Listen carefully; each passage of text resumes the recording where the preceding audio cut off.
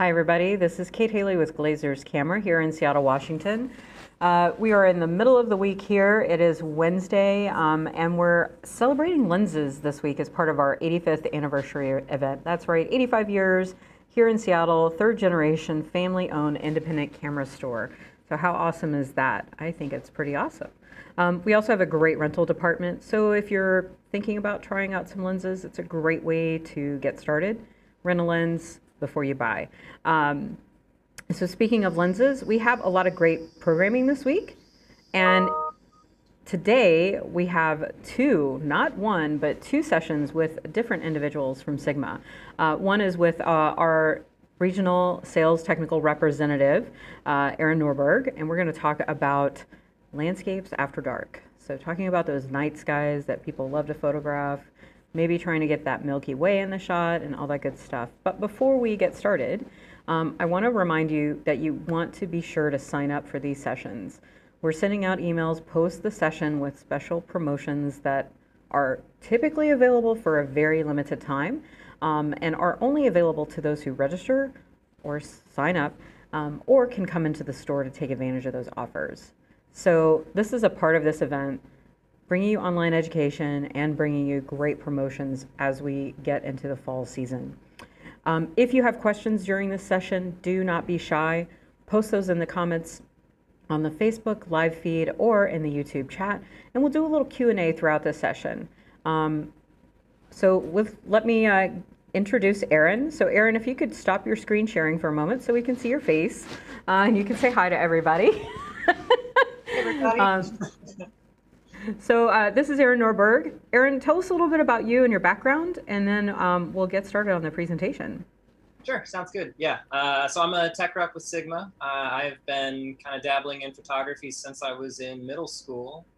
Been out here on the West Coast since 2011, and only really gotten into night sky stuff in the last couple of years, but the access that we have out here between great locations, dark locations, and just places that are accessible after sunset has been really interesting and easy to get, well, comparatively easy to get into, as I've been giving these kind of presentations across the country this year with everyone kind of staying home and doing these events online.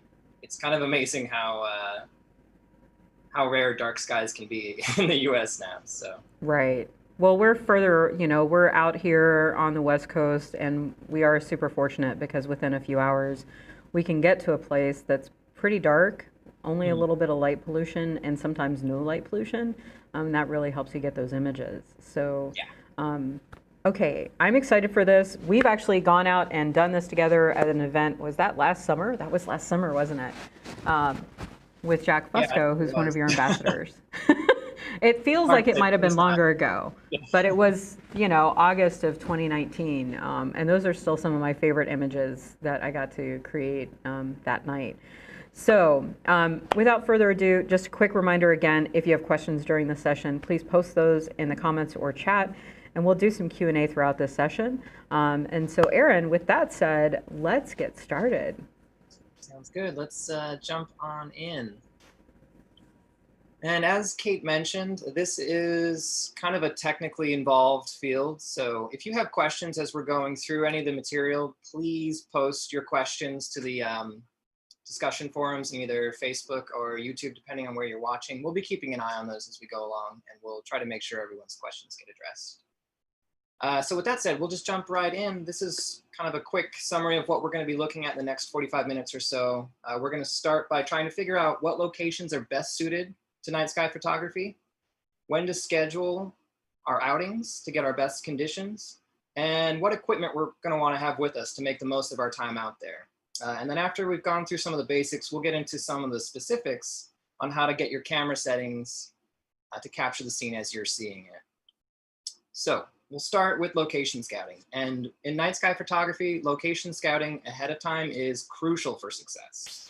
By the time the conditions are right for imaging the stars at night, it's going to be too dark for us to safely wander around, especially if you're in an unfamiliar area looking for your next composition. So we want to make sure that we have at least 1 or 2 spots already posted out before the sun starts to go down. And with that said, what makes for a good location? A good place to start is by looking at where you tend to take photographs in the daytime.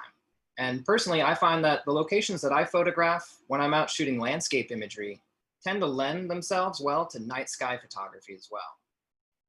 Now, if you're new to landscape photography, then this might be a little bit of a challenge initially, as you'll probably have to get yourself a ways out of town to get far enough from the light pollution that we find in urban centers. So if you're trying to get started in trying to find new landscape locations, I'd recommend looking up and visiting any parks or wilderness areas that may be near you. Ideally, we're looking for locations that are removed from heavy light pollution sources and locations that offer expansive views of the sky. Now, if we're looking to photograph both terrestrial and astral elements, we also want to keep an eye out for features on the ground that we can use to populate the foreground of our images. If you're primarily interested in photographing objects in the sky, then this part isn't as important.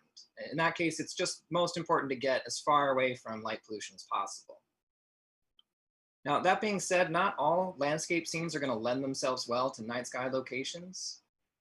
If your composition doesn't include much of the sky, then the stars are not going to have much impact in the overall image. So keep this in mind as we're location scouting throughout the day. And while I tend to prefer landscape locations, you can definitely photograph around man-made elements too. You just have to keep an eye on how much the surrounding light pollution is impacting your exposure, because the light that's emitted by the stars in the sky is very, very faint in comparison to the artificial light that we have on the ground. And it doesn't take much of that light pollution to overpower the faint stars in the sky. Now, light pollution can also impact locations that may seem remote during the daytime too. This viewpoint from the Gifford-Pinchot National Forest in Southwest Washington is about a 90-minute drive from where I live in the Portland area. And you might think that that would be far enough, but the light pollution from Portland, even out here, is still strong enough to impact the night sky. And trying to escape this glow of artificial lighting can be a big challenge, especially early on, in trying to find suitable locations for night sky photography. Luckily, there are a handful of great resources that we can use to help narrow down our search much more quickly than the trial and error approach of just getting out there and seeing what it looks like at night. One of my favorite places to start for this is a site, excuse me, a site called Dark Site Finder. On this site, if you input the zip code of an area that you're considering as a location, you can view light pollution sources as a map overlay for that area. And the way that we read this is warmer colors leading to white indicate higher levels of light pollution, whereas cooler colors leading into black indicate lower levels of light pollution. And this can be incredibly effective to help narrow down our search area initially. So ideally, we want to try to find locations within the blue or gray regions. This information can also be helpful to keep in mind if you're orienting yourself at a potential location in the field. If you're shooting in an area with low light pollution, but your camera is pointed towards a source of high light pollution, it may still impact your images, like the one we just looked at a moment ago.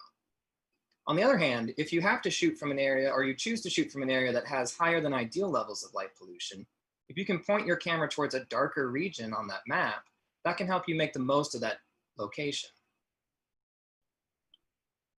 And one of the other major hurdles in finding a good location for night sky shooting is knowing what's going to be active in the sky once the sun has gone down. And this one can be really tricky, as the elements in the sky do vary throughout the seasons. And it's really difficult to know what you're going to find until you're actually out there and you've taken a photo. So this is where my next suggested planning tool really shines. It's a mobile application called PhotoPills. And one of my favorite features that it offers is something that they call Night AR, or Night Augmented Reality.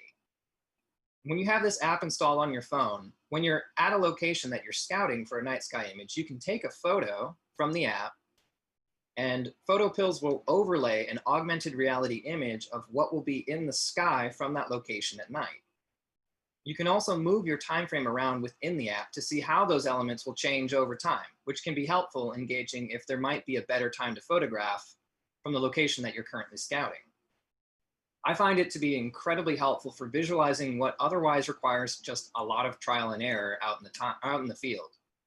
Now, this app does have a one-time fee of $10, but it includes not only this, but a number of other features and functions that, in my opinion, make it indispensable for anyone who's going to be going out to shoot night sky more than once or twice. With these tools at our disposal, finding a great location for successful night images becomes much easier. Another aspect that we want to keep in mind as we're evaluating potential locations is whether or not access to that location is going to change after sunset. Many locations in the state and national park and forest systems may only be open from sunrise to sunset. So you want to make sure that you'll have access to that location before you head out for the evening. All right, so now that we've got a couple ideas in mind for where we might want to go try and shoot, let's get into how to find the best time to get out to those locations. As I mentioned a moment ago, the elements that we see in the sky at night for any given location vary depending on the time of year. And when you consider that the Earth is in constant rotation and that it's in orbit around the sun, it makes total sense why our view of the sky would vary over time. But nonetheless, this can be one of the most difficult aspects to try and plan around when it comes to scheduling an outing. Let's take a look at one of the most popular subjects for night sky photography, the Milky Way, for example. The Milky Way's viewing season begins in February. And between February and June, the Milky Way will gradually rise higher and higher above the horizon in the night sky. But its highest point every night will be just before astronomical twilight begins and night ends, which means that our best viewing times would be very early in the morning, and the coming sunrise may be a limiting factor for visibility. As we get into early July, viewing the Milky Way becomes much easier, as the Milky Way will already be above the horizon as the sky becomes dark enough to observe it. Around mid-July, the Milky Way will reach its peak around midnight, but it still will be easily visible in the hours before and after. As the season moves on through early November, the Milky Way will reach its highest point in the sky earlier and earlier in the night, gradually becoming harder to discern from the setting sun in the early evening hours. And with this general trajectory in mind, the period between late June and late August offers some of the best chances to get a really good shot of the Milky Way. Photographing earlier or later than this window is still possible, but generally it's going to require much more precise planning and pretty much ideal conditions to get a good image. And then from November through January, you won't catch the Milky Way in the sky at all from the US. So once we have a grasp on the seasonality of what objects are going to be in the night sky, we can start to drill into the impact that the sun and moon have on our ability to see those objects in the night sky, and how to best plan around those movements. So what we observe as sunset is technically referred to as civil twilight. And this period is also known as the blue hour, and it follows the more famous golden hour, which is just before sunset and extends into astronomical twilight. So during this time, this blue hour, the sun has moved below the horizon, but there's still enough light in the sky to illuminate objects on the ground. And because of that, only the brightest stars and planets are going to be visible in the sky. So these last remnants of sunset, they will make it difficult to see much in the sky. You'll only see the brightest stars, but that extra light on the foreground can help you to retain a lot more detail and information in your elements on the ground. This can also be a good time for photographing the moon if you want the moon to be in the composition, because the difference in exposure between the moon and the surrounding sky won't be quite as stark. Now, if we're primarily interested in imaging the stars, the end of astronomical twilight is generally the earliest that we want to start. And at this point, there will be no sunlight in the sky above us, and we'll be able to see stars and planets clearly. Now, there are many apps and programs available to help calculate the absolute time of each of these events from your specific location. But as a general rule of thumb, you should be reaching this period around 2 hours after sunset. And once we pass astronomical twilight, the distant and relatively faint stars in the sky will finally have a chance to shine. Now, once we've got the sun schedule sorted for our outing, the next aspect we want to consider is that of the moon. And this one can be a little bit more involved than the sun because we have to account for not only the varying time of the moon's rise and set in the sky, but also what phase the moon will be in during that night in question. Now, you can get very detailed information on moonrise and moonset times, along with the moon phases, plotted out on a calendar from dedicated sources like this one here, deluxemoon.com, which has free access online, but also has a paid mobile app. But you can also generally get enough information from most weather apps at this point that you don't necessarily need to go to a dedicated source for this information. Now, again, if we're primarily interested in seeing the stars, the best conditions for viewing stars in the night sky will generally going to be around the new moon phase. A crescent moon phase can still allow for great star shots, but anything beyond a quarter full moon should probably be avoided unless you specifically want the moon in the image. As the moon gets closer to a full phase, you're going to have more and more illumination in the foreground, but you also won't be able to see as many stars in the sky. By contrast, if we go out on a new moon phase, you're going to see much more in the night sky and you'll have a much wider window of time that you'll be able to shoot out on that night. Another great resource that can be really helpful in making visual sense of where the sun and moon are going to fall in your scene is called the Photographers Ephemeris. And once you have a specific location in mind, the Photographers Ephemeris will tell you not only the exact timing of sunset and moonrise, but it will also plot the direction of these events from the perspective of your exact location. And I find that this can be really helpful in trying to pre-visualize what impact the moon may have on a composition if it's going to be anything but a new phase on a night that I'm going out. The Photographers Ephemeris offers this information for free through their website, and they also have a paid app for mobile platforms. But this is one thing that I would usually check just on a computer as I'm planning an outing, rather than in the moment out in the field. Now, once we have our location nailed down and we have a general date range in mind, one of the final considerations for planning an outing is the weather forecast. Clear, dry nights are definitely the best nights for photographing the stars. A few scattered clouds can still make for a great night sky image, but overcast evenings like this one here, especially evenings when you have a high chance of precipitation, are best avoided. Cloud cover can also reflect light pollution coming up from the ground, which can impact our images even from an otherwise dark location. All right, now that we've got some of the scouting and planning information covered, let's get into some of the equipment. So one of the first considerations that I run through in picking what equipment I'm taking with me on an outing is the imaging format, or the size of the sensor. And as we've just discussed, the best time to photograph the stars begins around 2 hours after sunset. Now, of course, that means we're going to be photographing in the absence of one of the essential components of photography, which is sunlight. This is one area where the difference in sensor sizes can really yield noticeable differences in resulting image quality. Larger sensors with a greater total surface area generally will exhibit a broader dynamic range and less visual noise at high ISO values when compared to smaller sensors. This is also an instance where the age of the sensor being used can make a significant impact on image quality. More recent sensor designs that implement backside illuminated construction or dual ISO processing channels can allow for appreciably cleaner images at high ISO values. Now, DSLRs and mirrorless cameras both have their own inherent strengths and weaknesses for this type of photography, but both can be used successfully. APS-C and Micro Four Thirds side sensors can also definitely be used here too. So I'm not trying to say that you have to go out and buy a brand new full frame camera to get good shots. But as a general suggestion from what I found works best, I try to use the most recent camera with the largest sensor that I have access to. If your camera body is more than 5 or 6 years old and you're planning on doing a lot of night sky shooting, then it might be worth looking at a new camera body. Otherwise, just start with what you've got and see how it turns out. Now, once we know what camera we're going to be taking, the next consideration for equipment is what lens or lenses we're going to be using.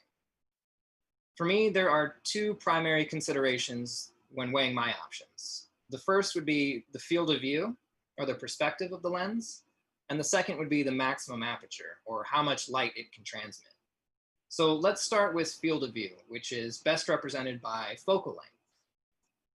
As the focal length, or the millimeter rating of the lens, decreases, our angle of view, or how much of the scene we can see, increases.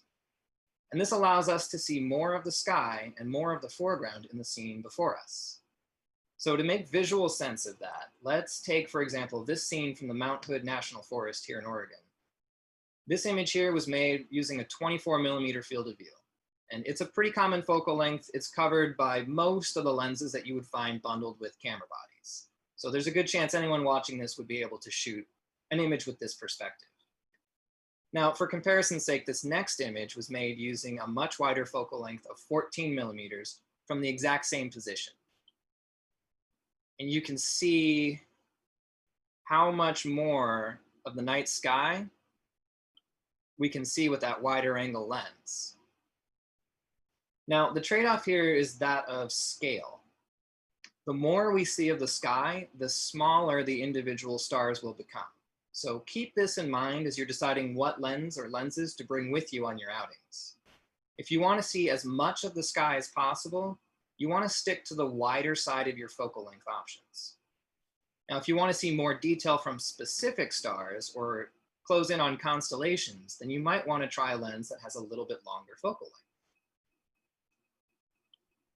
Now, in addition to focal length, the other consideration to keep in mind when picking lenses is that of the maximum aperture, or how much light that lens is capable of transmitting.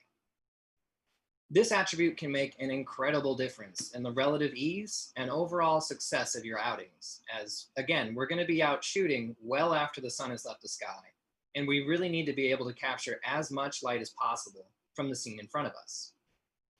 So this image that we're looking at now was taken using the 35 millimeter DG-DN art, and it was shot at f1.4. Now, for comparison's sake, this next image that we're going to be looking at was made using the same shutter speed and same ISO values, but I changed the aperture from 1.4 to 3.5. And the reason I did that is at f3.5 is a commonly available maximum aperture in a lot of the lenses that come bundled with cameras. So if you're working with, say, a kit lens, the difference in light transmission between an f3.5 and f1.4 works out to about this much difference in exposure. With our exposure time and ISO at the same values, you can see how much of a difference that difference in aperture can make and how much light we're capturing from the scene. It's an enormous difference. As a general suggestion, I would recommend a lens with a maximum aperture of f2.8 or brighter if you're planning on capturing star points. Anything slower than f2.8 is really going to limit your other exposure parameters, and it's going to make it much more difficult to get a successful image. Now, if you're trying to capture star trails rather than star points, then the maximum aperture is not as important. And we'll talk about some of those differences a little bit later on. But with that in mind, here's what I would generally recommend as a starting point for those who are looking to photograph night skies on the wider side. For 35 millimeter full frame cameras, I would say anywhere between 14 and 35 millimeters is going to be workable. For APS-C size sensor cameras, that works out to the 10 to 24 millimeter range. And for those using micro four thirds size sensors, somewhere between 7 and 18 millimeters would get you that approximate field of view. Now, when choosing between zooms and primes, take a look at each lens's maximum aperture. A zoom lens will definitely give you more flexibility as you can change your composition without having to move within your scene. But generally speaking, they're not going to be able to transmit as much light as a fixed focal length lens will. The prime lenses within this range in Sigma's lineup all feature a maximum aperture of f1.8 or brighter, where most of the zooms are going to be f2.8 or slower. Now, once we've got our camera and lens options figured out, there are a few other accessories we'll want to make sure we have with us as well. First and foremost is a tripod. In daylight photography, our shutter speeds are generally only fractions of a second. But once the sun has gone down, our exposure durations are going to increase to full seconds. And in some instances, they may even last many minutes. And there's no way we can hold a camera steady during these durations on our own. Without a tripod, we're going to be left to our finding whatever we can rest the camera on out in the field. So if you don't already have a tripod, try to find a model that can reach your eye level. And if it can do that without extending the center column, that's a bonus. That'll give you a more stable platform. Make sure both the legs and the head are rated to support more weight than the heaviest combination that you would plan on using. Now, another thing we have to keep in mind as our exposure durations drag out into whole seconds and longer is the possibility of creating movement within the camera from the action of pressing the shutter button. And this is something we have to be concerned about even with a solid tripod setup. These residual vibrations can lead to motion blur, which we obviously want to try to prevent. So to do that, we need to find a way to trip our exposure without touching the camera, or at the very least to add a delay between when we touch the camera and when the exposure initiates. Now, many recent cameras with built-in Wi-Fi or Bluetooth connectivity also have free apps available that would allow you to start and stop the shutter. Nearly every interchangeable lens camera will have a remote shutter available as an accessory, and there are many third-party options available for those as well. But at the very least, any camera that we'd be using for night sky photography should at least have a self-timer function. And you can use that self-timer function to let the camera vibration settle down after you press the shutter before the exposure is initiated. Another thing to keep in mind with remote shutter releases, if you're going into long duration exposures, most cameras won't be able to go longer than 30-second exposures in camera without an accessory remote. So be sure to test your equipment if you're planning on doing really long duration exposures, longer than 30 seconds. Now, we also want to make sure we have enough consumables to make it through our outing. Memory cards are relatively inexpensive now, so just make sure you've got a couple 32 or 64 gig cards handy. You should be fine there. Batteries, on the other hand, may be something we need to stock up on. The imaging sensor and the rear screen on the camera both place a high drain on our camera's batteries, and we're going to be using both at night more frequently than what we typically would during the day. Lithium-ion batteries also tend to lose capacity at lower temperatures too, which only helps to speed up how quickly we're going to end up running through them at night. If you're shooting a DSLR with a larger battery pack, you may only need an extra battery or two. But if you're shooting with a mirrorless camera or with a smaller DSLR with smaller batteries, I'd recommend having at least 3 to 4 batteries ready to go. And lastly, we want to make sure that we remain safe and comfortable while we're out shooting as well. Air temperatures are definitely lower at night during the day, and we won't likely be moving around much between exposures after the sun has gone down. So we need to make sure that we've got warmer clothes than what we would have been wearing during the daytime. So be sure to bring a couple of extra layers. It's also a good idea to bring, especially if you have any chance of precipitation, an outer layer that can repel rain and precipitation. A headlamp with a red light is also super handy if you plan on going out more than once. It allows you to keep both your hands free as you're changing settings between exposures, and it makes it easier to see what you're doing without affecting your night vision. That red light will still show up in photographs though, so be sure to switch it off before you begin your exposure. Generally speaking, most of the places that we're going to be photographing at night tend to be pretty remote, so plan on taking anything that you think you might need with you. All right, and with that covered, let's get into some of the general settings. So there are a multitude of ways to arrive at a successful image. There's not just one path to success, and we certainly can't touch on every method in the course of this presentation. So this presentation is really focused on being able to get as close to your final image in a single capture in camera as possible. Many of the more advanced techniques that are out there involve taking multiple exposures and doing some compositing later in post-production. But for the sake of this course, I want to make sure that you guys are able to spend more time out in the field and hopefully less time on the computer fixing images. So before we jump into the nitty-gritty details, we need to do a quick review of some of the basics, as astrophotography is a pretty technically complex field, and it can demand a lot of both the equipment and of the photographer. So having a working knowledge of the basic parameters of exposure and how they each affect the creative aspects of an image make it much easier to get a successful photograph the first time. So first, aperture. Aperture is a function of the lens. It's a numerical value that describes the relative diameter of the iris within the lens, which controls how much light passes through the lens to the shutter of the camera.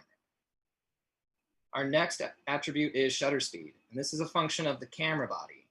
Generally, these are fractional values that describe the duration in which the light that's coming from the lens is allowed to reach the sensor. And then finally, our ISO speed. It's a numerical value that represents the level of exposure needed for correct exposure on the sensor.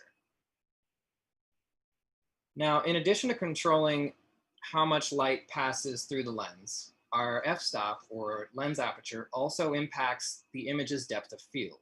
And if you're not familiar with this term, depth of field describes the area of an image that is considered acceptably sharp. This extends both in front of and behind the point of peak sharpness, which is where our lens is focused in the scene. Wider apertures or smaller f-stop numbers like f1.4 will yield a more narrow depth of field, whereas smaller apertures represented by larger f-stop numbers like f8 will yield a wider depth of field. This can be one of the great technical challenges in night sky photography, especially for photographing objects on the ground. It's getting our depth of field to adequately cover elements on the ground and stars in the sky without using such a small aperture that we're limiting how much light we're transmitting back to the shutter and the sensor. And we'll touch on how to make the most of our depth of field in just a moment as we get into some of our tips. But next, we're going to revisit shutter speed. So in addition to controlling the duration of exposure, shutter speed also affects how motion is rendered. Shorter duration exposures, which are represented by smaller fractional values, will tend to freeze motion, whereas longer duration exposures, which are represented by larger fractional values leading into whole numbers, will tend to blur motion. And in daylight photography, we typically aim to use a shutter speed that's fast enough to freeze both camera and subject motion. Now, in night sky photography, we don't really need to worry as much about camera motion since we're working from a tripod, but we do still need to make sure we aren't getting motion blur in our scenes. And then finally, ISO speed. Now, an imaging sensor actually only has one level of sensitivity, and this is commonly referred to as its base ISO. Any value higher than the base ISO is achieved by amplifying the signal that comes off the sensor to increase the signal captured at lower light levels. Now, as we amplify the signal coming off the sensor, we also tend to amplify the visual noise in the resulting image. We also tend to lose some of the overall dynamic range, or how much information the sensor can record between black and white. Now, as we're trying to depict small, distant stars in an otherwise black sky, both of these attributes of higher ISOs are generally counterproductive. So we want to try to keep our ISO value as low as possible. That being said, ISO does tend to be the easiest exposure parameter to modulate in order to get a correct exposure. And high ISO performance is drastically better now than it was even just a few years ago. So unless your camera's sensor is more than 4 or 5 years old, you shouldn't have to worry too much about using higher ISOs to get a correct exposure. Okay, so now that we've got some of the basics covered, let's get into some of the specifics. We're going to start by tackling exposure duration, as this will largely impact both the aperture and the ISO parameters as well. So as we touched on a moment ago, shutter speed affects how motion is recorded in our scene. Now, if we're shooting the stars from a tripod, what motion do we really need to be concerned with? Well, as we know, the Earth is in constant rotation. And if we leave the shutter of a camera that's tethered to the ground open for long enough, we can actually start to see this rotation recorded in our images. And that's where our first tool comes in.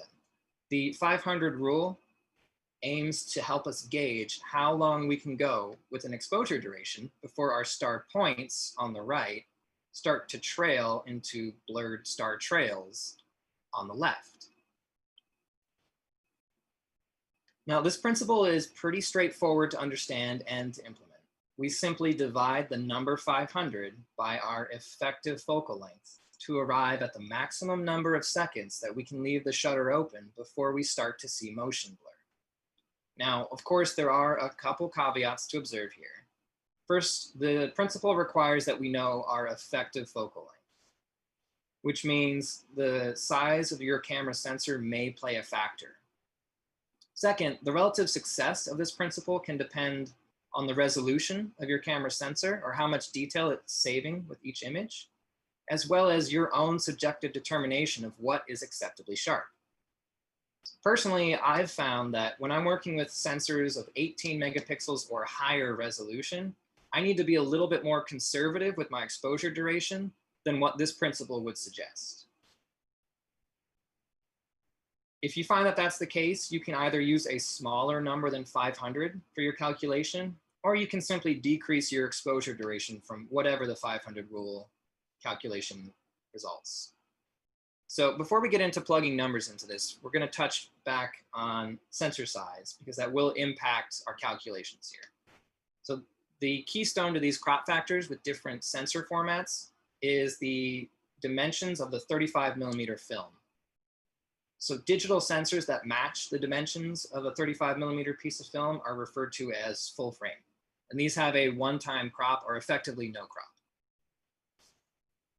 Sensors smaller than full frame are commonly referred to as cropped sensors. And the most common sizes down from full frame would be APS-C, which typically has a 1.5 times crop on your focal length, and Micro Four Thirds, which has effectively a 2 times crop. As sensor size decreases, the effective angle observed from the lens in front of it also decreases, which has the effect of increasing subject magnification. And that's where the term crop factor comes from. It simply tries to simplify the relationship by relating sensor scale to focal length. So with that covered, let's plug some numbers into this principle and see how it pans out. Let's use the 14 millimeter art, for example. With our crop factors in mind, it becomes relatively easy to calculate our effective focal lengths for any camera format. So with a full frame camera with a 1 times crop, a 14 millimeter lens is effectively a 14 millimeter lens. On an APS-C camera with a 1.5 times crop, we multiply that 14 millimeter focal length by the crop factor of 1.5, and that gives us effectively a 21 millimeter focal length. Put that same 14 millimeter lens on a Micro Four Thirds sensor with a 2 times crop, and now we have effectively a 28 millimeter focal length. And once we have our effective focal lengths, we can easily arrive at our maximum exposure durations. Now, once you've gone out a few times to shoot the stars, you probably won't need to reference this calculation much, as you'll remember what durations worked for you in the past. This is another calculation that is built into the PhotoPills application, and their implementation makes it pretty easy to reference while you're out in the field. So if you're working with multiple cameras or multiple lenses, that's another area where that can be really helpful. But once we've run this calculation, we'll know roughly how long we can leave the shutter open before we start to see our stars trailing. So our next attribute is going to be deciding what aperture to use. And we're generally going to want to leave our lens at or near its maximum aperture to make sure we're getting as much of the limited light from our scene as possible. So with that in mind, that really just leaves ISO values as our variable to arrive at a correct exposure. And I generally find that my ISO tends to be somewhere between 1600 and 6400, depending on the conditions of the night. So with that in mind, I'll usually start my first exposure at ISO 3200 and then move from there depending on how my histogram looks. And if you're not familiar with that term, we're going to briefly touch on what a histogram is reading out and how to interpret it. So the histogram maps out the tonal range of your image from left to right. It reads from absolute black to absolute white. So all of our shadows, midtones, and highlights are going to fall in between those two extremes. This here is a typical histogram of an image taken in daylight, where all the tonal information is more or less contained within the extremes of the histogram. And that means all the information in that scene is being captured. It's not being lost or clipped to shadows or highlights. Now, this histogram is more typical of what you're likely to see when you're out photographing at night. As our ambient light levels are very low, most of the information in our scene is likely going to occupy the shadow region of the scale, or on the left side of the histogram. Now, if we look a little bit more closely, though, we can see that there's no clear separation between the vertical spikes of information in our scene and the left edge of the histogram, which denotes absolute black. Now, this means we're probably losing information in our exposure to the shadow regions of our image. And this is commonly referred to as clipping your shadows. So as I see this and I'm out in the field, I can modulate my exposure to move that tonal information to the right along the histogram to make sure that there's a clear definition between where those vertical spikes end and the absolute left border of my histogram. This will give me more detail in the darker areas that dominate the image.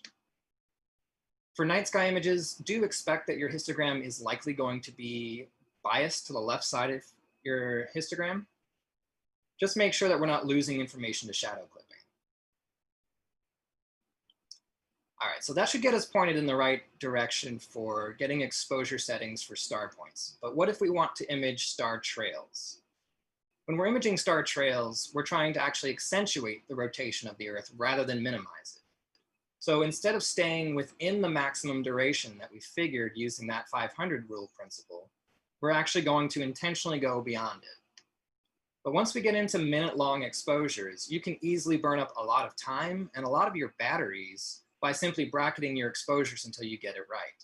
So luckily, there's another little formula that we can use to speed up that process. Now, this one can get a little bit wordy, so just try to stick with me for a minute as we try to explain it. The difference in exposure values between exposure durations in seconds and exposure durations in minutes is approximately 6 stops. So an exposure made at an ISO 6 stops above your base sensitivity will be equal to an exposure made in minutes at your base ISO. So let's look at what that means for actual ISO values before we start plugging numbers in. If your camera's base ISO is 100, then adding 6 stops to that will put you at ISO 6400. And with that in mind, let's plug some actual numbers into this and see what it looks like. So using this principle or this formula, if I take a 15-second long exposure at f5.6 at ISO 6400, that exposure value will be the same as an exposure that's 15 minutes long at the same aperture of f5.6 at my base ISO of 100. And by doing this, I can find out in a matter of seconds whether I'm at the right exposure, whether I need to dial it up or turn it down, without spending 20, 30, an hour of just taking longer exposures and seeing what works. And this can really help to speed up time and to save more battery capacity for other shots, rather than spending an hour and a half trying to figure out the correct exposure for one composition. All right, so now that we've got the basic exposure parameters figured out, let's try to tackle how to get good focus on the stars at night. And this can be really tricky if we're trying to get both elements on the ground and the stars in the sky in focus, as there's a great deal of physical distance between them. And if we're keeping our lens at or near its maximum aperture, that means our depth of field is going to be limited. So if we focus on the stars, then our depth of field is not likely to extend far enough into the foreground to make sure that our elements on the ground are acceptably sharp. But on the other hand, if we focus on those elements on the ground, depth of field also likely is not going to extend far enough back to cover the stars in the sky. So how do we get it to cover both? Well, rather than trying to focus on one element directly, If we move our plane of focus to the mid-range between those two elements, we can also shift our depth of field to cover some degree of both regions. Now, this technique leverages a principle that's called hyperfocal distance, and that describes the closest focus distance at which infinity will still be acceptably sharp. So to implement this, we need to know what the hyperfocal distance of our lens is going to be, and then we need to manually set our lens to that hyperfocal distance. Now you can find the hyperfocal distance of a focal length that you're going to be using pretty easily beforehand by doing a Google search. But this is another area where the PhotoPills application can be really handy, especially if you're using multiple cameras or multiple lenses, as they have a hyperfocal distance calculator that will take into consideration the camera that you're using and the focal length that you're using. Now, there are also a couple caveats to note with this method. First, it's based on optical theory, so it can be affected by the particular parameters of your actual equipment. And second, it relies on depth of field, which is also a little bit subjective. So I would always recommend double check your images while you're out in the field to make sure that you're happy with how your focus is coming out before you call it a night. And if you find that you're in doubt as to whether or not you've got focus where you want it, I'd recommend also taking a few safety images that are focused more directly on the stars using the live view focus magnification. Now, these shots that you'd be taking focused on the stars probably won't have the foreground elements in focus, but I found that with night sky images, it's usually the stars that are the most impactful elements of the image. So at the very least, we'll have a few safety images to fall back on if our hyperfocal distance doesn't pan out. Now, one of the final considerations I'd share for exposure settings is your white balance. So I would generally recommend manually setting your white balance to the daylight temperature setting for night sky images, even though it's usually not going to be exactly where you want it to be, and it will probably look very warm on the camera screen as you're reviewing your images out in the field. But it gets you close enough to what your actual white balance will be for your final images that you can easily fine tune in post-production. And by setting it manually, it also means that you'll have consistent white balance with all of the images that you make during that outing. If you leave the camera on auto white balance, it's going to try to evaluate the color temperature for every exposure independently. And that means you're going to likely have a lot of fluctuation between images. Now, the color of the night sky usually lands somewhere between 4,000 and 5,000 degrees Kelvin, which is just a little bit cooler than the usual daylight temperature setting. But by manually setting it there, it'll be an easy adjustment to correct for in post-production. And then once we've made that correction, we can apply that same shift to all of the images, and they'll all have consistent color. So to review some of our kind of best practices, for shutter speeds, we're usually going to be somewhere between 10 and 30 seconds, depending on what focal length and the size of the sensor that we're using. For lens aperture, I would recommend shooting between f1.2 and 2.8 if we're trying to get star points. Anything slower than that, it's going to really require a much higher ISO. For ISO speeds, I generally end up being between 1600 and 6400, depending on the conditions and the aperture of the lens that I'm using. My white balance, I'm going to set to daylight exposure, or to daylight temperature at the beginning of my outing so that all of my images are consistent for that night. And then lastly, for file format, we definitely need to be shooting in RAW here. A RAW format is going to give you full readout of what the sensor recorded. And very rarely do I get images that are perfect in night sky photography straight out of camera. And if all I have to work from is a JPEG, it doesn't leave me very much information to push around in post-production. Now that we've got some of the basics covered, you may find, especially if you're shooting on a new moon phase, that if you're trying to get more detail out of the foreground, you may want to start playing around with some artificial lighting. Now, once we've set our exposure for the dark skies, though, you may be surprised how little light it takes to blow out our highlights with elements on the ground. So for this image, I found after a little bit of trial and error that if I pointed my flashlight anywhere in the foreground at all for any duration, it was far too much exposure at a 15-second long exposure. So what I ended up doing was pointing the beam up and away so it wasn't actually hitting the ground. So this is just kind of the outside of the beam. And then I moved the flashlight through the scene in one quick motion, so it didn't stop at any given point within my composition. And that gave me enough information that I was able to pull more detail out of the foreground without blowing anything out. So once we've got started in night sky, how do we keep progressing? Well, first and foremost, like any other skill or technique, this is something that the more time you spend doing, the more successful you'll be and the easier it will be. So if it's something that you want to get into, try to spend as much time as you can producing these images. It's also really important that we review our work, and I recommend trying to look at that as closely as you can to that outing, so the memory of being there is still fresh. I find that makes it easier to kind of connect what settings you changed and what did and didn't work for the images that you like.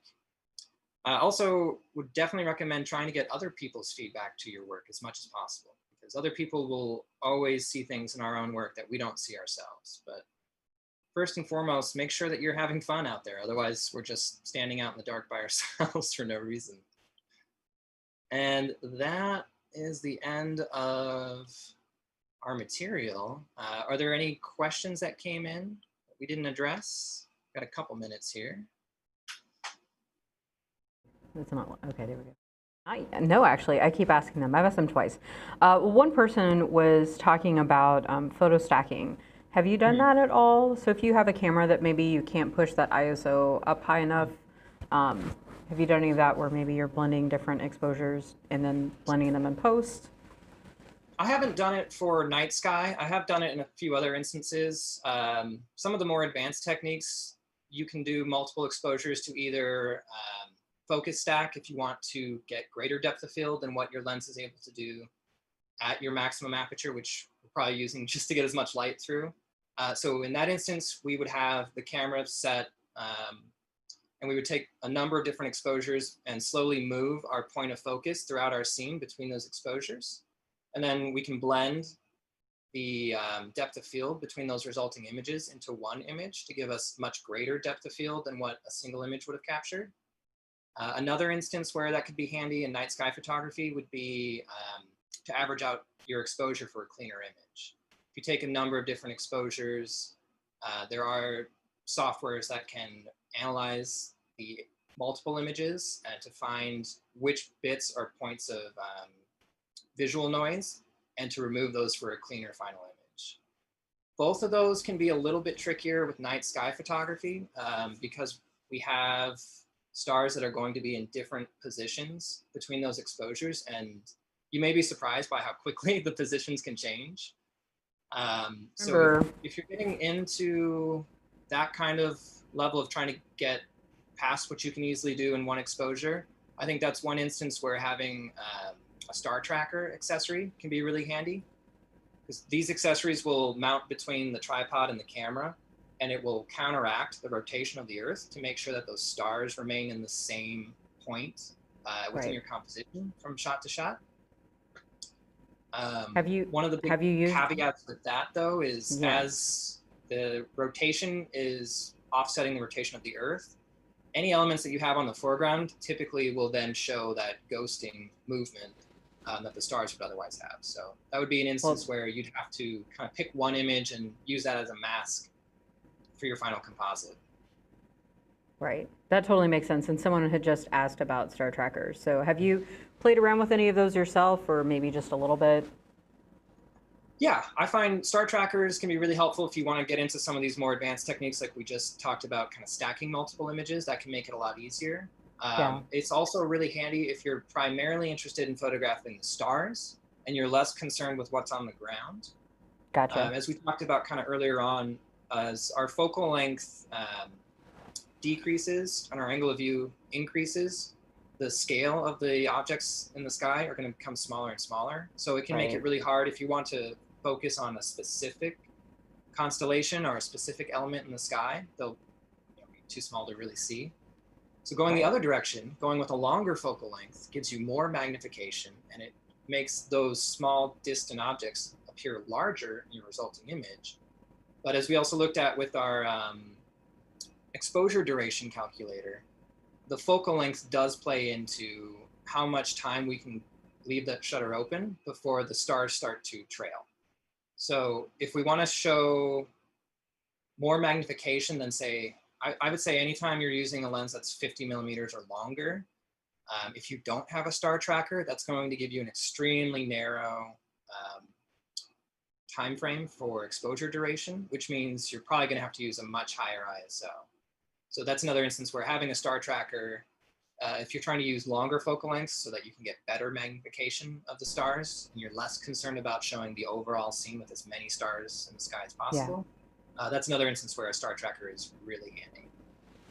Yeah, I have a friend who was like, do I buy this new lens or do I buy this? Do I get the star tracker? And then I think they got the star tracker because they were trying to do more and more of the night sky star trails and just this kind of work in general. I have only done this a few times on road trips, and then when we did that event last year, and it's something that's a lot of fun, but it's definitely something that I feel like you definitely want to try and have a buddy with you, just to keep up with each other and each other's gear.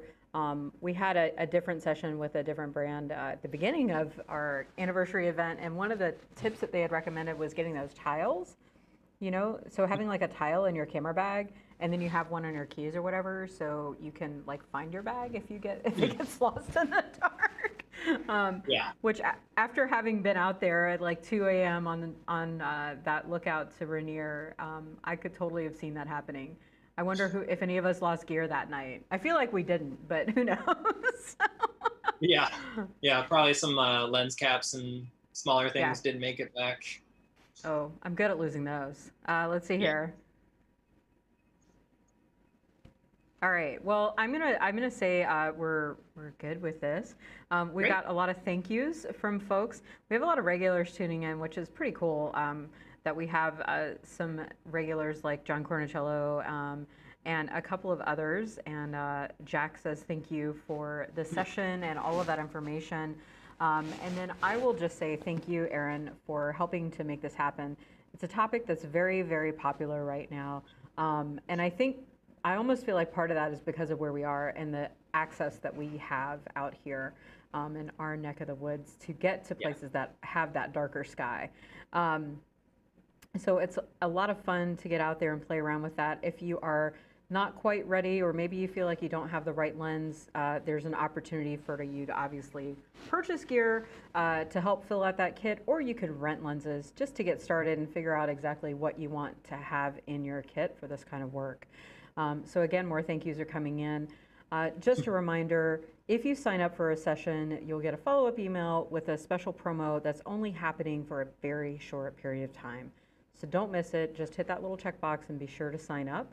And this is just beginning. We really kind of have 2 days of lots of great content brought to you by Sigma. Today we have Aaron. This evening we have Michelle Harrison, who's a wedding photographer on the East Coast. She's going to be joining us at 6 p.m., which is 9 p.m. her time. So do not miss this session. It's about wedding photography and elopement photography. And she's a woman that hustles. And she even that's the name of her Facebook group. It's all about hustling and getting out there and getting clients and being there for them. And her personality is just so awesome. I got to talk to her a couple weeks ago. So tune in for that. We'll be back tomorrow on video and pet photography. So if that sounds like too much, just go to the Glazer's website, glazerscamera.com/anniversary. Check out the rest of the schedule because we still have another 10 days of really awesome programming that we're bringing to you. Aaron, thank you again for the session. And I just hang on to the Zoom for just 1 second after we go offline. And everybody who joined us this afternoon, thank you for your time.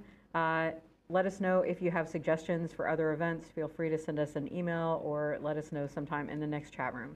So thank you so much. Everybody have a great afternoon, and we'll see you live at 6 p.m. tonight.